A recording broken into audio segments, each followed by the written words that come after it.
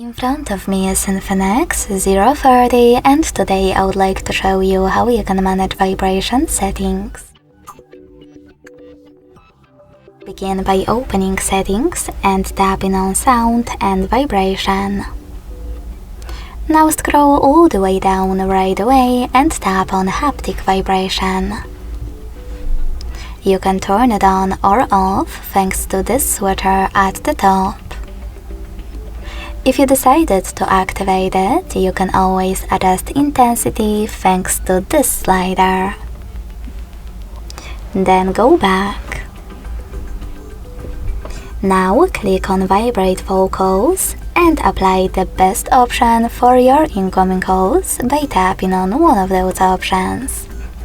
Always vibrate or never vibrate. Thanks so much for watching. If you enjoyed this video, don't forget to leave a like, comment and subscribe. Bye!